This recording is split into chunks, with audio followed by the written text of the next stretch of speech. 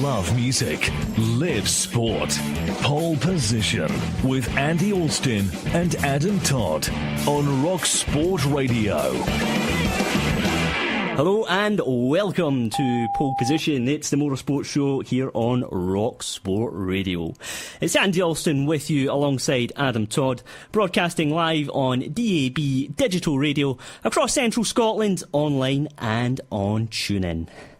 And on the show this week, is Ricciardo a fool for leaving Red Bull? Lawrence Stroll gets Force India out of a hole. Dovey wins in Brno, but still a long way to go. And who will be the champion at the rally in the Grampian? All this and more on Pole Position. So, the big news in Formula 1 at the minute is that Daniel Ricciardo will leave Red Bull at the end of the season to join Renault. Now, Nico Hülkenberg seems to be confirmed as his teammate for next year. And Adam, this is a bizarre one. Were you surprised by this announcement? Andy, I'm going to say this is the biggest shock I've had in Formula 1 since Nico Rosberg announced his shock retirement at the end of 2016 in terms of driver announcements, because I think no one expected this to happen at all, Ricciardo to join Renault. We were all expecting Ricciardo to go to stay on at Red Bull as they move to Honda for next season. I mean, there was talk earlier in the year about Ferrari or Mercedes, but both of those doors looked firmly closed. And then that shock announcement last Friday in the early hours of the morning, you know, there was a few kind of tweets from journalists all of a sudden, but the whole F1 media were expecting Ricciardo to stay at Red Bull, so it seems to have taken everyone by surprise, and even Red Bull's Christian Horner and perhaps even Renault as well, to actually land Daniel Ricciardo. So do you think this has maybe come down to Ricciardo fearing that he might become a number 2 driver to Max Verstappen? Because obviously Verstappen signed a very lucrative contract with Red Bull.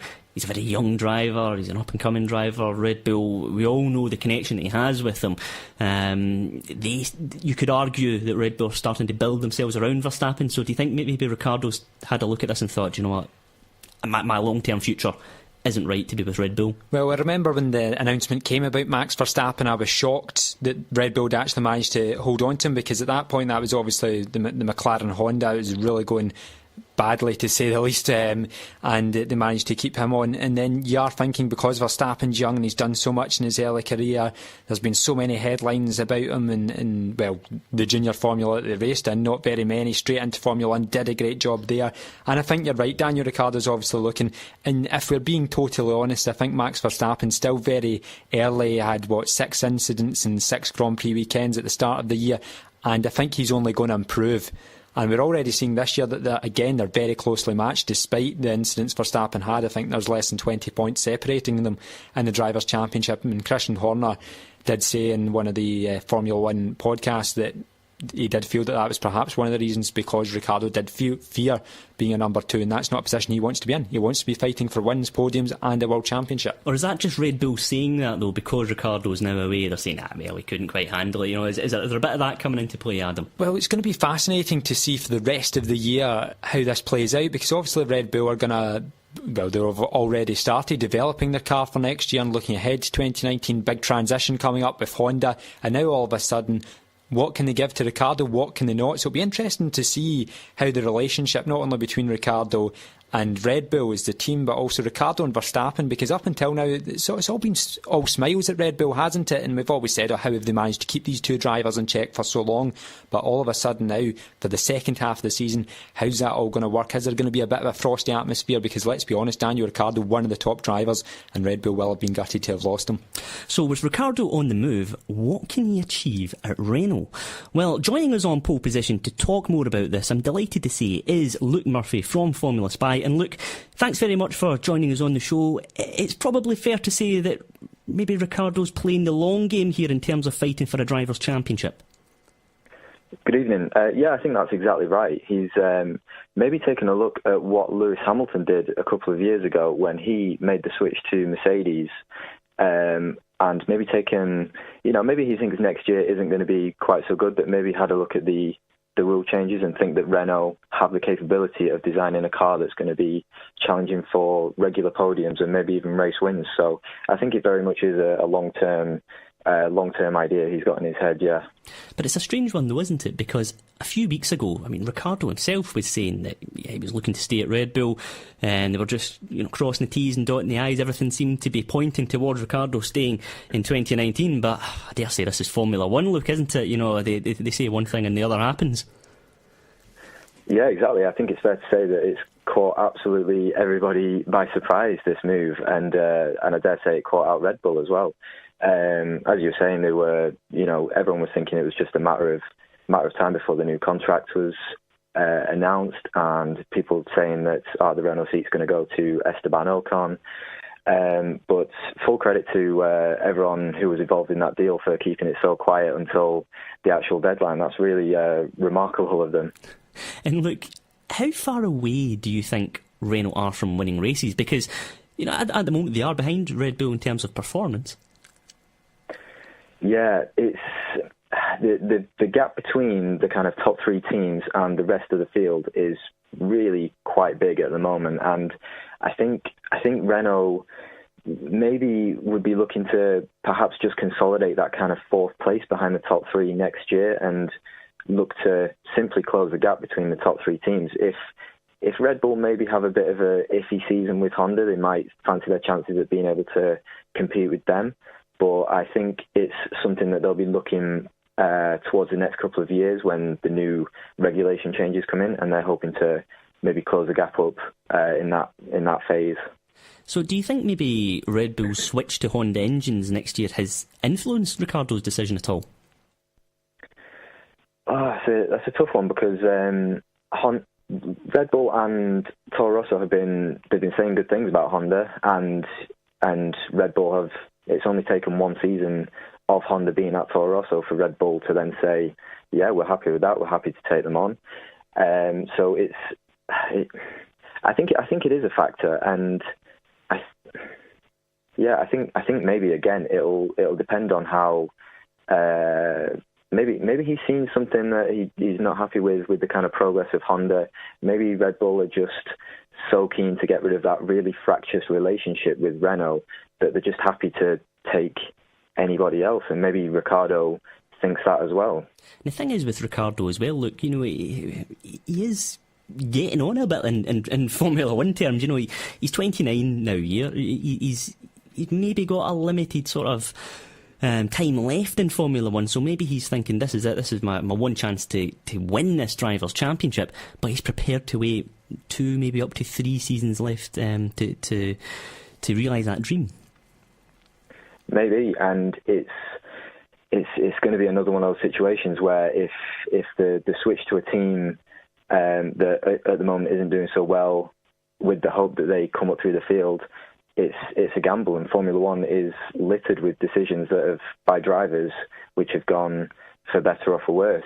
Famously, Fernando Alonso seems to find himself at the wrong team at the wrong time, and conversely, there's Lewis Hamilton who went to Mercedes and they came good. So you can only know so much, really, and to a degree it is a gamble. But he clearly thinks that his best chances are going to be to try and establish himself as a team leader at a works team that will have a huge budget, and one that's, let's not forget they've won championships before, and they'll be very much putting all the money towards trying to win them again. Look, do you think Ricciardo is championship material though? Because a cynic would say he's had 141 races thereabouts. He's won 7 of them. So I mean, is he capable of a prolonged championship campaign? Because we've seen him in bits and bobs over his career where yes, he comes good, but he's not had that consistent run of race wins, and we could argue that's down to the car.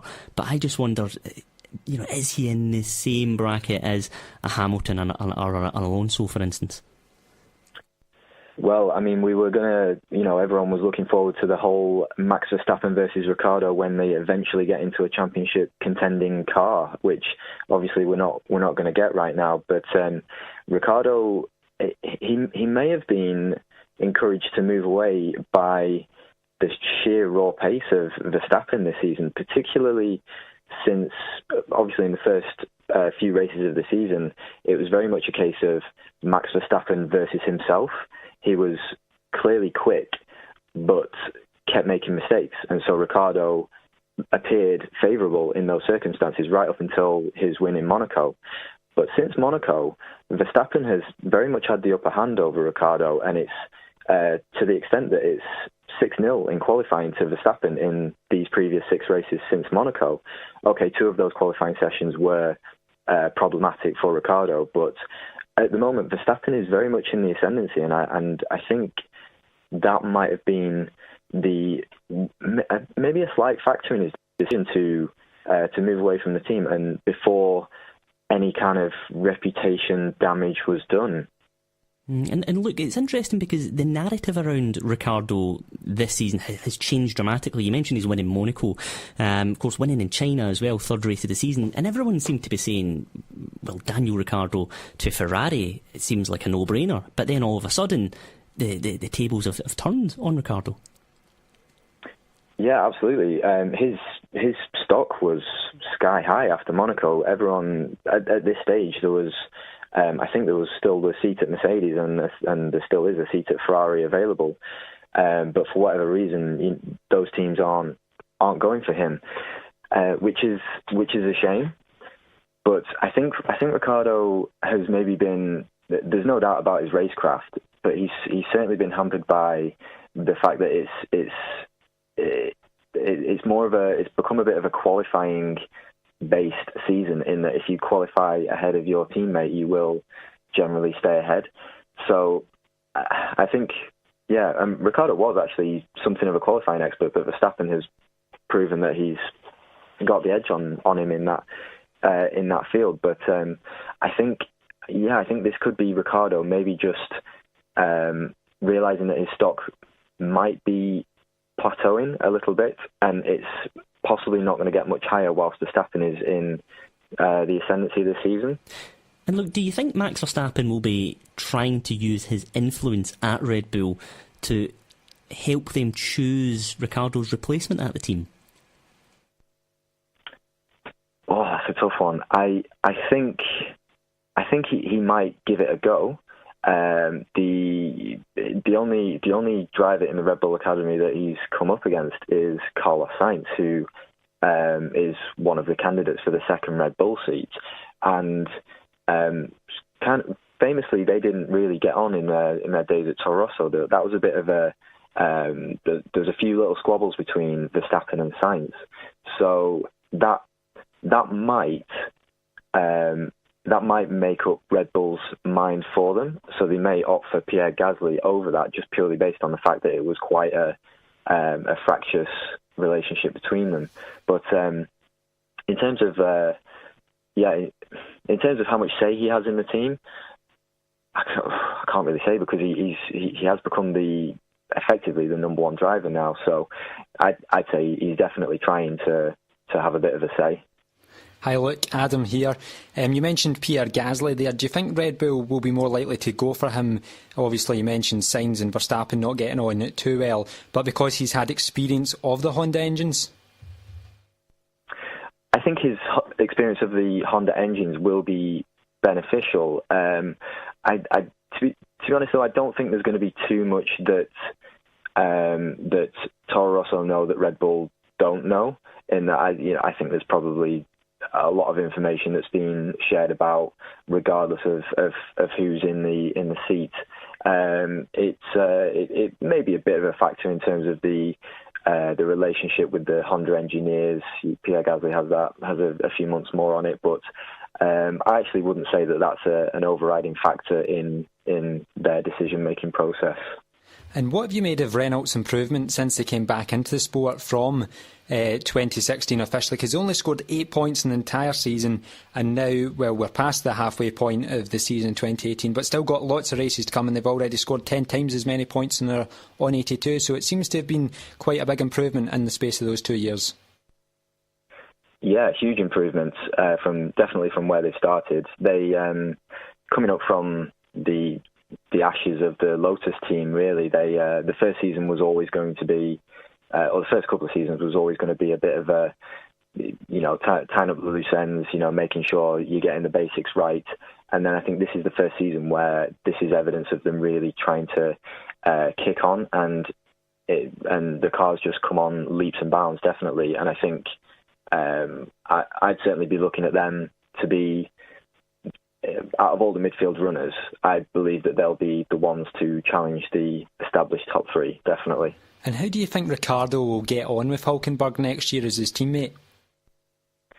I think it's going to be tougher than people think. Let's not forget, Carlos Sainz, who went into the Renault, he was still highly regarded. He was the man who was pretty darn close to Verstappen's pace, if not on the same pace when they were both at Toro Rosso. So I think people expected Carlos Sainz to come into Renault and just almost immediately have the upper hand on Nico Hülkenberg, and that's not proving to be the case. In fact, I'd say Hülkenberg has been the better driver over this first half of the season. So I think people are expecting Ricciardo to just come in and beat this kind of perennial midfielder driver, but I actually think it's going to be a tougher challenge than what people think. And do you think this gives a big opportunity to Nico Hülkenberg as well, in the sense that, well, he was overlooked for the Ferrari drive a few years ago, many were tipping him to go to a top team and perhaps win world championships, and you mentioned how well Hülkenberg's done against Sainz this season, but now to have Ricciardo, who's won racing, is very highly regarded, because if Hülkenberg beats Ricciardo, then all of a sudden a lot of people will be looking at that and be very impressed with Hülkenberg going forward. Absolutely. He seems to be in a bit of a win-win scenario, because if he beats Ricciardo, he's getting a lot of praise. He's beaten the highly regarded Daniel Ricciardo. But if he doesn't beat Ricciardo, then he's not necessarily lost anything, because he's lost to the highly regarded Daniel Ricciardo. So I think I think he can probably go into next season with a sort of no risk approach, knowing that any kind of success he has against Daniel Ricciardo will appear quite favourable. And just finally, Luke, how do you think this announcement compares to all the other big surprises that we've had in Formula One over the years? I'd say this is certainly one of the biggest. It's as I was saying, it's absolutely caught everybody out by surprise, and it's given a completely new dynamic to the silly season in Formula One, and it's just going to be a fascinating summer to see where everybody else ends up. You know, who's going to get the second Red Bull drive, and as a result, who's the new blood who's going to come up through Toro Rosso.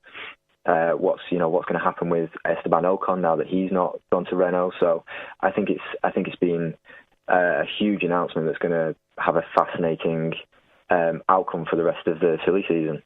Luke, great stuff. Thanks very much for joining us on the show. Pleasure. Luke Murphy from Formula Spy there. And stay with us as we talk all about the Force India takeover up next on Rock Sport Radio. Love music, live sport. Pole Position with Andy Alston and Adam Todd on Rock Sport Radio. Now, Force India's takeover deal has been completed, with a consortium headed up by Canadian billionaire Lawrence Stroll now in charge. His son Lance is driving for Williams at the minute, so we can expect him to move to Force India next year. Now, the team have also announced that all 405 jobs have been saved, their creditors will be paid in full, and Adam, this story has moved so quickly because last week on the show we were both chatting about this team just going into administration, and here we are now with new owners. Fantastic news, and I think everybody in Formula One will share those sentiments as well, and great to save the jobs as well. 405 jobs. I've always said that pound for pound Force India certainly the best team in Formula One for the past few years, so it's a great team. They've achieved some great results from the budgets they have, and obviously, as you mentioned, going into administration, a lot of them would have been fearing for their jobs as well. And as I said, for it to be been done in the space of a week as well, we obviously heard rumours about Lance Stroll's father Lawrence buying over the team earlier on in the season, but then when they're going into administration, that adds another thing to it. But great that it's all been sorted. So, Adam, much of the focus has been on Lawrence Stroll here, who's heading over this takeover, but could you just give us a little bit of an insight into the other figures that are part of this takeover deal? Well, it's a case of where do you start with these, because they have some CVs, I have to say. It's quite incredible, the team that is behind this, the consortium. I mean, where do I start, really? I mean, you've got Andre Desmarais, who's from Canada, and that family's the 7th wealthiest in the country, according to the Canadian Business website listing. You've got Jonathan Dudman, who's from Great Britain. He's the head of Monaco Sports Management, and he works with many celebrities and sportsmen. Got John McCaw Jr. They sold, his brother and himself sold their telecommunications business for $12.6 billion in 1994 to the telecoms giant AT&T. So we're talking about some serious money here. You've got Michael De Picciotto as well, and Silas Chu, who's worked with Lance Stroll as well. Lawrence Stroll, and together building Tommy Hilfiger into a global brand as well. So very impressive stuff, and I certainly think that these guys come with a lot of business pedigree as well, and will be able to help Force India, who have obviously struggled financially for a number of years. You could say in the past that we have been building up to them going into administration, because there's been a lot of the times in the past where they've always struggled. They always struggled with kind of bringing upgrades to tracks, and last year with the B car as well, they weren't able to bring their first car straight away. So it's good now that they've managed to sort all this out. And as I said, obviously this consortium, we're talking big money here. So if we're talking big money, then surely the sky's the limit. Well, this is the thing with Formula One. Sometimes you can have all the money in the world and it doesn't make a difference. You look at Toyota when they were in the sport. So that's going to be an interesting one.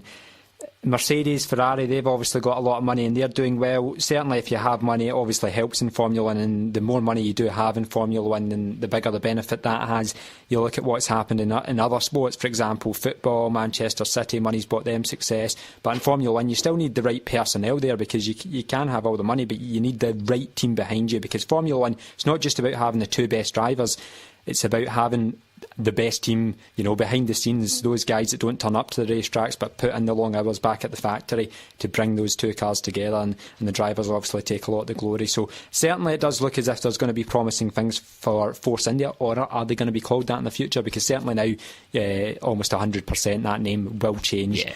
And whether it changes between now and the end of the year, who knows? There's also actually been suggestions that obviously with Lance Stroll set to go into that Force India seat for next season, Jacques Villeneuve, 1997 world champion, he's been in the press again today. Well, there's a surprise. So do take this with a pinch of salt. But he has. I think he's made a fair point, in the sense that will Lance Stroll go to Force India maybe for the rest of the season, if you like, so he can get into that car, because obviously it's the same power unit, but again the car's handling and that, so he can have a head start, if you like. So an interesting comment, I thought, from Jacques Villeneuve. Do you think there is a risk, though, Adam, that this new consortium could throw so much money at the team that it could actually go wrong? And that might sound a bit strange, but Adam, I'm thinking of Toyota when I'm asking that question, because they came into the sport back in 2002. Yes, I'm going a long way back here, but they never won a race. They had the biggest budget in Formula 1 at one stage. Never won a race. The odd podium here and there, sure, but they weren't really. They didn't really leave too much of an impact, to be honest. So, it doesn't. All that money doesn't necessarily guarantee success. No, it doesn't, and that will now be the challenge for the business partners, that they've got this money now. It's looking as if Force India is going to be okay. They're going to pay all the creditors as well. They'll be paid in full. But now where do they go from here? Because these guys, as I said, they've got fantastic business CVs. That's all very well, but they're now going into Formula 1, which certainly for the majority, I would imagine, is a completely new experience, being in charge of a team. Where are you going to put that money? That's a big question as well. Are you putting money in the right places and the right resources? So big questions ahead. But money certainly helps, because I think we are living in an era where money certainly talks. Oh yeah, definitely. But, Adam, were you surprised that this deal was concluded so quickly? Because does it suggest that the deal's been on the table for a while now, perhaps, and the administration was maybe, I don't know, a little bit of a formality? Sergio Perez seemed to indicate that he felt he had to do it to, make things happen behind the scenes. But I just wonder, what are expectations for this team going forward, Adam? Well, obviously, I have to say I was surprised, as I mentioned earlier on, that it was done so quickly. The Force India Chief Operating Officer, actually, Otmar Safnar, he did admit that he did fear that the team would cease to exist, like we've saw in recent years with the likes of Caterham, Manor and HRT. And, you know, there's a fine line. That could have easily have gone the same way, and that would have been so damaging for the sport, the team that's finished fourth for the past 2 seasons, and as I mentioned, such great team personnel there, and they've really achieved some fantastic things from the budget they have. So I was surprised it was done so quickly. Now, I've always maintained that Force India have got one of the most balanced midfield driver pairings on the grid at the minute, because you've got Sergio Perez there, who made his debut back in 2011, you know, and it's hard to believe that, but he's an experienced driver. And then they've got Esteban Ocon in the other seat as well, very, very promising young driver. So you've got that blend of experience and talent, but Adam, could we be potentially looking at a situation where both of those drivers are moved on for next season? Well, this will be the first big challenge, won't it? And you mentioned the money here. You can have all the money in the want, but you need 2 good drivers. And you mentioned just how good the team is at the moment and how evenly matched they are. Drivers' standings tell us that. Sergio Perez 30 points, Esteban Ocon 29. So I certainly think they've maximised a lot of what that card does have to offer, because it's obviously not been as good as what it has been the past couple of years. They've admitted they've not been able to bring new parts to the racetracks as early as they'd like because of this financial situation. So I think they've got to be careful, because these are 2 top drivers. I rate both of them highly. I think Esteban Ocon is certainly one of the future stars in Formula 1. Sergio Perez, he's done very well. We're talking about how well Nico Hülkenberg's done against Carlos Sainz. Well, Sergio Perez matched Hülkenberg and outscored them as well at their time at Force India. So they've got 2 quality drivers there, but they're going to have to make room for one of them. One of them's got to go. You mentioned Sergio Perez being involved with the administration process. So is he more and with the team, if you see my point, will they more favour him from a loyalty perspective to line up with Lance Stroll? Would that be a better partnership? Because you're thinking Sergio Perez, as you mentioned, he's got the experience. Is he going to move up now? Perhaps Felipe Massa, if you like. Obviously that didn't quite work out the way I think the Strolls wanted it to, but you can see my perspective here with Perez helping Lance Stroll, perhaps a mentor figure. Whereas if you have Ocon and Stroll, the risk then is if Ocon performs so well against Lance Stroll, then you know, I don't want to use the word embarrassing, but all of a sudden there's a real issue for Lance Stroll, and he needs to start delivering. Otherwise, questions will be asked, despite his father owning the team. So it's a really difficult one, but they're going to have to make a decision soon. Now, we did touch on this on the show last week, Adam, but now with Lawrence Stroll being confirmed, I genuinely believe this could come at the expense of Williams, because he wasn't putting astronomical sums of money into the team, but he was putting money into the team, getting his son that drive. You've got the Martini deal in there as well. Okay, again, not mega bucks, but that being said, it was a title sponsorship agreement. I just wonder, I really worry for them, Adam. It's a terrible thing to say, but you know, their days could be numbered here unless they go down a route of pay drivers every season. But you know, it's not looking good. It all adds up, doesn't it? I mean, you say it's not a lot of money. It's 15 million per year that Stroll's pumping into that team, and you mentioned the Martini deal, that's ending, and again another 15 million, and they're going to take tens of millions cut from this prize money, because at the moment they're finishing 10th in the Constructors' Championship, and if we're being brutally honest, they're going to stay there for the rest of the season because the car's just certainly not delivering what it needs to do. So for Williams, they're in a serious trouble, and yeah, that's going to be one to watch over next year. I certainly hope this time next year we're not talking about Williams in the situation that Force India have been, but yeah, time will tell. And it's not good for Formula 1 to have all these situations. I mean, this is now the 4th team that's gone into administration, if you like, if you include Caterham, Manor, HRT in the space of just 4 or 5 years. So yeah, something needs to be sorted out. Obviously they've got the Mercedes partnership. Could George Russell maybe join in to Williams with Mercedes, perhaps give them a bit more cash? Who knows? But I certainly think a lot of what Williams do and what they've done in the sport with that heritage, F1 needs to really keep Williams on the grid. And there was rumours actually that Stroll would have liked to have given more money, but Williams, because it's that family brand, they're never going to sell it. Now, Adam, let's take a look at all things MotoGP, because after a short summer break, the sport returned last weekend at Brno with the Czech Republic Grand Prix. Now, Ducati's Andrea Dovizioso won the race with teammate Jorge Lorenzo second, while championship leader Marc Marquez took the final spot on the podium. And Adam, that is a big win for Dovizioso, isn't it? Because he's had, it's fair to say, a tough time of things, a disappointing season up until now, isn't it? Yeah, that's definitely a fair assessment to make. Andrea Dovizioso, big win from last weekend in the Czech Republic, because this is a man that was expected to challenge Marc Marquez for the title this year, and it's certainly not happened. He had 3 retirements in the space of 4 races, and this was while his teammate Jorge Lorenzo was really seeing a resurgence in form in that Ducati bike. In fact, the first time he'd been competitive on the Ducati, so all of a sudden, you know, it was being flipped on its head because Dovi was the top dog at Ducati. Then Lorenzo, who's already announced that he's joining Honda for next season, well, he was all of a sudden the top dog. So for Dovi, that's a big win, especially to finish ahead of his teammate and hold on for the victory. Took pole position as well, so that's when you know it's been a top weekend for Andrea Dovizioso, and he'll be looking to continue that form into Austria. And that win puts Dovizioso up to 3rd in the championship. So Adam, what do you think he can achieve in the remaining races? Because Marquez does have that big lead at the top of the standings, and you know, so is it fair to say Dovizioso could maybe get 2nd in the standings?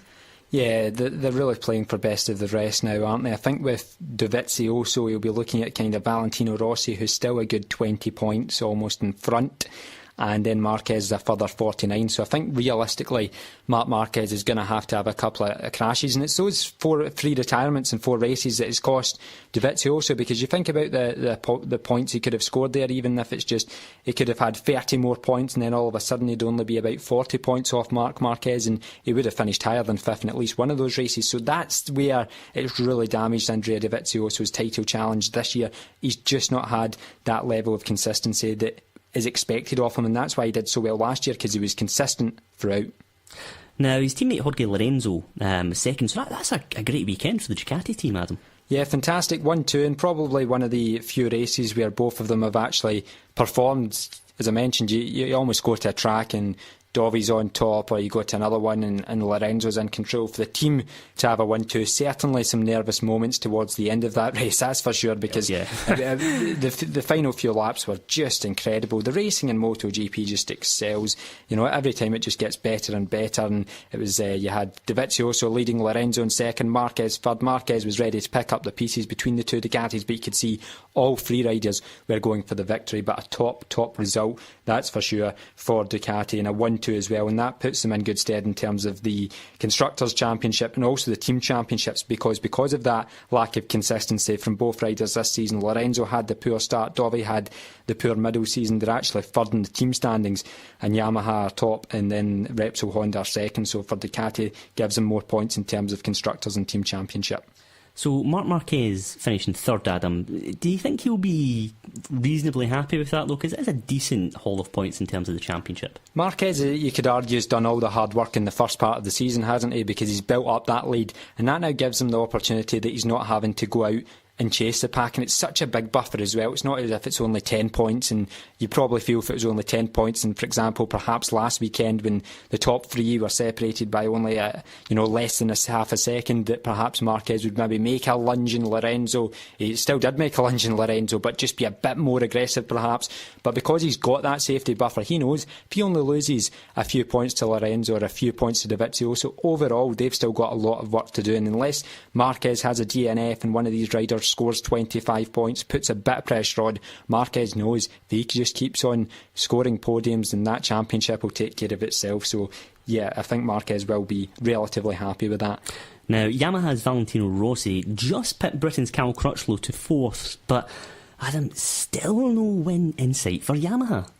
Yes, again, over a year now. It's quite incredible, isn't it, that Yamaha haven't had that result, and obviously for the Valentino Rossi becoming a bit frustrated, still 2nd in the Riders' Championship, which is interesting because they've not had that win, and I do find that unbelievable. Top of the team standings as well, Movistar Yamaha, so again 241 points, 3 ahead of the Repsol Honda team. So ironically, despite not winning, its consistency. I talked about Ducati's lack of consistency. Well, it's the opposite with Yamaha. They're consistent, but the bike's just not quick enough at the moment, because Valentino Rossi he's been in the points every single result. I think his worst place was a 5th place finish at Assen. Apart from that, he's been in the top 5 finishes 5 podiums as well this season in just the one race, the second race of the season in Argentina, where he didn't score points. Apart from that, Rossi's been super consistent, and that's why he's still second in the Riders' Championship. Remarkably, as I said, Yamaha not had that win in over a year, and still Rossi is the closest challenger to Marc Marquez. Now, Rossi's teammate Maverick Vinales was out on the opening lap after that crash involving Bradley Smith and Stefan Brandl. Adam, just talk us through what happened there. Yeah, a real strange one, and I think Maverick Vinales, a lot of people saying, well, that's what happens when you do qualify 12, because you're putting yourself in that midfield pack, and it can be very chaotic. I mean, you see these riders, how low they get down, how tight they are, especially in the opening lap. Things like this can happen. So for Maverick Vinales, the lesson to be learned is obviously try and qualify much higher on the grid. But yeah, basically Stefan Bradl appears to have got the blame, and it was a shame for Bradley Smith as well. Maverick Vinales was actually pointing the finger at Bradley Smith at that point, blaming Bradley Smith, but it was actually Stefan Bradl. And then you saw Bradley Smith with the 3 of them all in the gravel trap, then pointing, it wasn't me, it was Stefan, then pointing over there. But yeah, for Vinales, disappointing result. He's lost points in the championship, he's fallen back there. But as I said, you need to qualify higher and not get yourself involved in those types of incidents on the opening lap, because that's what it can lead to. Yeah, and Adam, there was an interesting story last week regarding Vinales and his crew chief. Just tell us a little bit more about the ins and outs of that one. Yeah, a real strange one here, but basically Maverick Vinales appeared to have kind of split with his crew chief, Ramon Forcada, at the end of it this season. I mean, even today the story's rumbling on now. Vinales is saying it wasn't his sole decision. But yeah, it really created a lot of controversy last weekend in Brno as he announced that they'd be parting ways. And then Forcada, his crew chief, actually revealed that he hadn't been informed by Maverick Vinales about that decision, and Vinales was prevented by Yamaha to speak out to the journalists about this whole situation. So yeah, it's a real complete mess. So it looks like Maverick Vinales will certainly be getting a new crew chief. Probably it will need to be in the next couple of races, because with this relationship here that we're seeing with Yamaha, your crew chief is everything in MotoGP. They're the ones that give you all the advice on the pit wall, and unfortunately for Vinales, it's just kind of fallen out. And it's interesting with Vinales because I think it's getting frustrating that they're not winning races for Yamaha, despite Yamaha being consistent. You know, you'd think, OK, we're still second in the championship, but it just shows you how much these guys want to win, because cracks are appearing. They're still top of the team standings, as I mentioned earlier on, but cracks are appearing within this Yamaha team.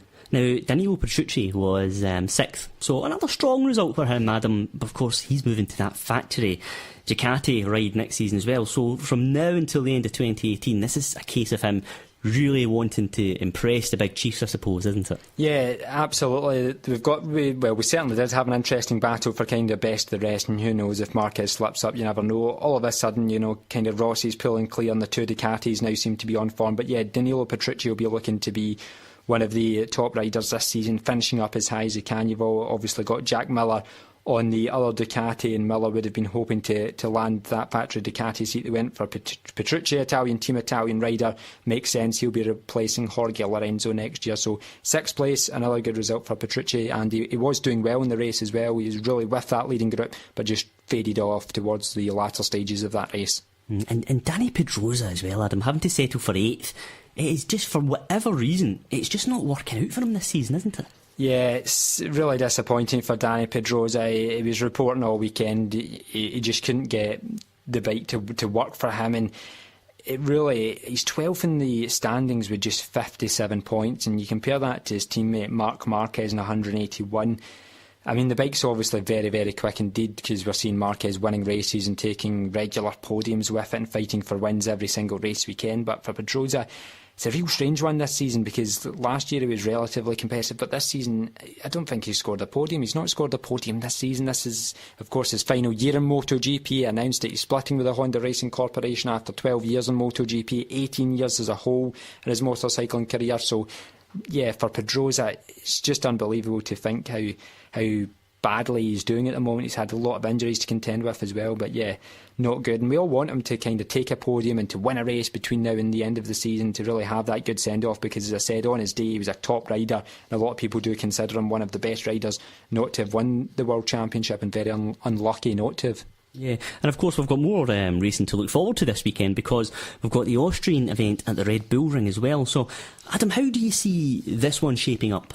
Well, Ducati have won the 2 editions of the Austrian Grand Prix that have been held since that race returned to the calendar in 2016. It's very power dependent as well, that track, so again that's going to suit the Ducatis. However, Honda have taken a massive step this year, and that's why we're seeing Marc Marquez a lot more dominant than what he was this year with their engine. So Ducati still the favourites, but as I said, it's going to be an interesting one. It's very demanding in the track as well, one of the most demanding for braking on the calendar, and has the fewest number of turns in the entire calendar, and with that long straight as well at the start, should be power dependent. So expect the Ducatis to be strong again. Could we see another 1-2? Perhaps.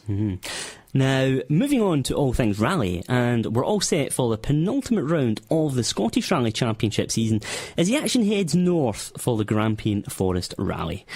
Andrew Gallagher leads the way at the top of the standings on 105 points after winning last time out in Argyll, but Donnie McDonald is just 1 point behind in second place, with Bruce McCombie third on 97 points. Now, joining us as ever to talk more about all things rally is, of course, rally expert David Halley. And David, this looks like it's going to be a cracker. Absolutely. The forests of Kincardineshire will be alive to the sound of performance cars giving it absolutely everything. As you say, the championship is incredibly close. Last time out, Donnie McDonald was 1 point ahead of Andrew Gallagher. Now it's the other way around. It's that tight at the head of the field. Yeah, and David, just talk us through what challenges the drivers and the co-drivers can expect at this event. This event up in Kincardineshire, punctures play a big part of this. There's some very, very sharp stones offline, so going offline will produce some fantastic times, but it's with a wee tinge of danger if they catch a stone the wrong way and there's a puncture, and that can just destroy their afternoon very quickly. So, David, how do you think Andrew Gallagher's going to approach this one? Obviously, we're getting towards the end of this season as well. Does he try and take it easy, like you're saying there about the risk of punctures, or does he just have to go for it? Does he have no choice but to go full pelt here? This is Andrew. He's not going to wait for anything. He's going to be giving it absolutely everything. He doesn't know any other way, I don't think. He'll be giving it absolutely everything to try and win the event and the championship.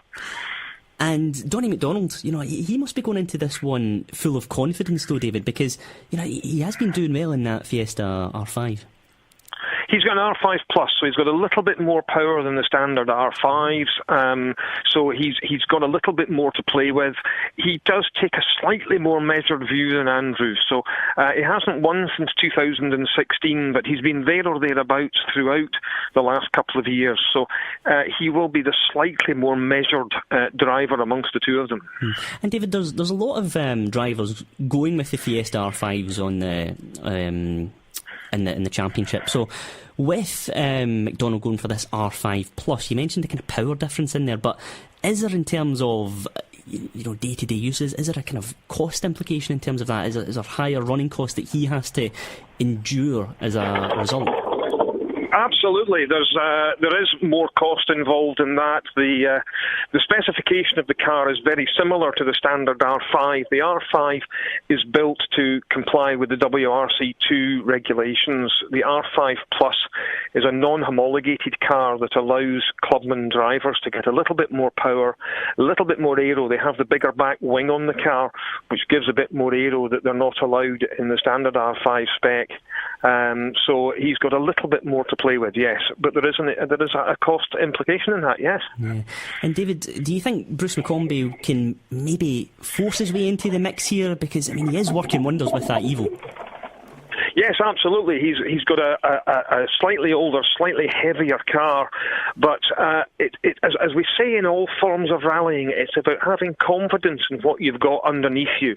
If you know the car's not going to bite you when you throw it into a corner at a ridiculously high speed, then you have that confidence you can carry a lot of speed. Hi David, Gary Pearson is back in his Fiesta R5 after missing much of the season. How do you think he will get on? Again, we talk a lot about seat time. He's missing that seat time. He's not had time in the car, so he's going to maybe not be on the absolute top pace from the out. But he's a good driver. He has got experience. I'm sure it won't take long for him to get into the groove with the car. And Pearson has a new co-driver as well, Dale Bowen. How long, David, does it take for a driver to gel with his co-driver? it can take a very, very long time. But Gary knows the event, he knows the stages, so yes, the co-driver is going to be there giving him the information. The Scottish Championship is slightly different to the World Championship, where the Scottish Championship drivers, they get a set of pace notes provided for them rather than making their own. They get to see a DVD of the stages from a driver's eye view, so they and the co-driver can study those. So the drivers themselves, they've got 45 miles of stages to deal with. A lot of it can be done from the DVD, whereas in the World Championship, the crew are making their own notes. Yes, they also have a DVD or video footage of it, but it's a greater distance, so there's less ability to remember bits and pieces. And do you think there's any chance he could grab a podium? Absolutely. He's no slouch behind the wheel. So the series is so open with these R5 cars being generally very similar, except Donny, who's gone R5 plus. But even then, he's going to have to pedal that pretty hard to keep ahead of the rest of the R5 crowd. And David, speaking of that kind of R5 crowd, one man that's changing to a Subaru Impreza for this one is Mark McCulloch. Sixth in the championship and 73 points. Do you think, you mentioned how important it is for a driver just to feel comfortable about what he's got underneath him, but do you think it's maybe too late for him to force his way into this title fight? It's a difficult one to change cars, but again, if the confidence in the car is there, I don't think he can maybe challenge for the championship, but there are still positions to be gained. So if he's got confidence in the Subaru and can make it go how he would like it to go, I'm sure he'll be there or thereabouts. And David, moving on to the World Rally stage now, we've got, of course, Rally Deutschland to look forward to next week, and we can do a full preview then, but just give us a little flavour as to what we can expect from this event. Well, what we need to find out, we're going from the very fast gravel of Finland to the very fast tarmac of Germany. Now, we have a situation where Citroën seemed to find something last time out on gravel, the C3 suddenly becoming competitive, having sort of been the lesser choice throughout the year. Suddenly the C3s found something. The big question is, does that convert to a tarmac specification? Tanak won the event last year. He's now on the crest of a wave with a car that he's very comfortable with and has seemed to find a heap of power over the mid-season break. So, interesting times, shall we say. Yeah, and just finally, David, Hyundai's Thierry Neuville leads the way at the top of the driver's standings. Hyundai have been doing a little bit of testing this week as well, but where do you think the turning point was in Neuville's season to get to the stage where he's now leading the Drivers' Championship? The championship has been incredibly tight. It's taken strange events for other drivers for Thierry Neuville to be there. Yes, he has to be there. He has to be on the ball to be able to take advantage of other people's misfortunes. We've seen Sébastien Ogier have a very, very poor Finland. Not quite as poor as Thierry Neuville, but again, there just didn't seem to be the pace in the Fiesta. He'll be looking to fight back really hard in Germany. But Tanak is the thorn in the side. And I've been impressed by Tanak for a long time, but it took a wee bit of time to get the Toyota how he wanted it. And it is important, as we keep saying, to have the car that you believe in, the car that you trust. And I think Tanak's got that. He's going to be very difficult to beat next weekend. Great stuff, David. Pleasure as always. Thanks very much for joining us on the show. No problem. Rally expert David Halley there. Now, let's change tracks for just a moment and get the half-time report from the Europa League third round qualifier between Hibs and Molde at Easter Road with Ewan Robertson. It's goalless here at Easter Road, and that's probably a fair reflection of what has been a fairly open but even first half of football, though Stevie Malin has came close to scoring on 3 occasions for the Hibees. It was a lively start, and Martin Bowles cut back after only 6 minutes, only narrowly avoided Flo Canberry before Sleefker's shot deflected just wide. Minutes later, Stevie Malin, the best player in the park in the first half, had his first effort, volleying an effort just over the bar as he looked to continue his brilliant form since signing in the summer from Barnsley. It's not a full house by any means here at Easter Road, but the sunshine and perhaps the Edinburgh Festival is keeping the punters away. Hibs were well on top during the opening 15 minutes, and Mallon almost scored a brilliant opener, calling an effort just off the bar from 25 yards out, and even though it looked destined for the back of the net, it smashed off the bar and rebounded out, and no Hibs player could get that crucial touch to tap it into the net. To be fair to the visitors, Mulder, they grew into the game, and only a brilliant interception from Paul Hanlon prevented Derek Schema tapping home as his teammates cut it back on 16 minutes. In typical Hibs fashion, they've been great going forward, but they look like giving away chances at the other end. Mallon had his third effort of the afternoon just before half-time, and he tested Linda in the Mulder goal, and he doesn't look very convincing as he parried the effort just wide for a corner. In other news, Ryan Porteous looks imperious at the back for Hibs. It's hard not to be impressed by the youngster, and he looks set for a good future in a green jersey. Half-time at Easter Road is 0-0 between Hibs and Mulder. And you can get the full-time report with Ian Martin on Rock, Stock and Barrel from 9 o'clock tonight. Now, Adam, let's take a little look, just briefly, at what's happening in the Scottish motorsport scene, because some news from the British Touring Car Championships, of course, looking ahead to Rockingham this weekend there in that series, but one Scottish racer who will be making a bit of a shock return is Glyn Geddy, who will be taking part alongside fellow Scot Rory Butcher. Adam, that's an interesting move. Yeah, certainly is. So good to have another Scot on the British Touring Car grid, isn't it, after all? Well, yeah. Still need a few more probably to get up to its proportion, but no, nevertheless, brilliant for him. He's obviously a very good driver as well. He won the 2011 British GT title, and I think he was back in the British Touring Car Championship in 2014. Finished 22nd overall with 15 points, so he'll be hoping for better obviously this weekend in Rockingham. But yeah, two Scottish drivers in the same team, that'll be interesting to see how that gets on, and we'll certainly be looking forward to watching the free races this weekend. Always fantastic action in the British Touring Car Championship. Yeah, definitely, and I dare say his arrival comes at a good time as well, because we've got Knockhill just around the corner as well, Adam. Yeah, that's right. Obviously this weekend you're in Rockingham, and then just in a few weeks you're in Knockhill. And as I mentioned, the British Touring Car Championship, I was thinking about this the other day because I was looking at DTM, and obviously they have the race on a Saturday and the race on a Sunday, and there's a lot of talk about how come the British GT3, which was on last weekend, doesn't get the same amount of press coverage or the same amount of fans to the British Touring Car Championship. It's a proper day out, the British Touring Cars, with all these support series, the free races a day, and it's just fantastic. So they're certainly looking forward to Knockhill, and the more Scots we have on the grid, the better. So that'll be a really good experience for all three of them. And you mentioned the DTM there, the German Touring Cars. They are in action this weekend. The German Touring Cars at Brands Hatch always jars me, that one, Adam. I kind of think... We disagree in this one, because I'm the opposite. You want all the races to be in Germany, but I quite like the... But Adam, I'm not being funny, but the clue's in the title. Yep. Do you know? Yeah, I understand that, but I just like how they do have a few kind of international races in the grid as well. It's international, and it's a top quality grid as well. I know, but you could be having... Right, I could go on here, but...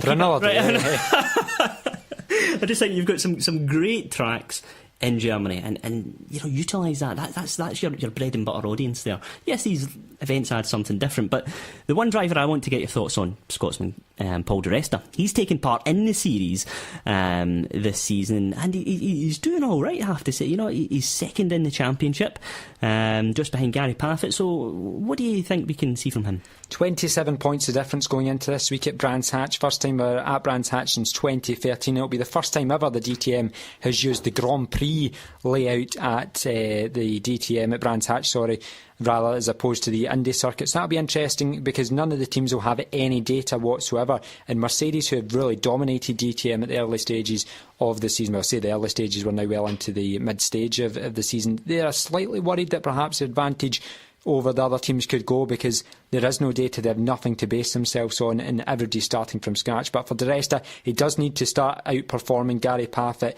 to really close down that gap. But it's great to see two Brits at the top, Gary Paffett and Paul di Resta, heading into their home race weekend. They should really be racing on that full circuit anyway though, Adam, shouldn't they? Cars like that on the Indy track, which is just that kind of for me, big cars like that on the full circuit, come on.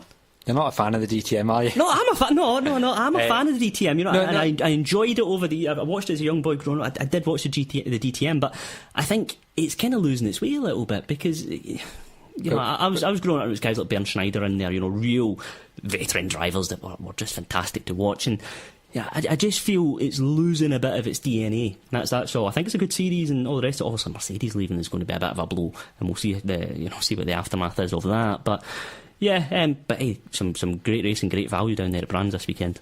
Yeah, there certainly will be, and it'll be, as I said, great. I completely agree with you that they should be using the Grand Prix layout, and I think it is good that another series is coming to Great Britain.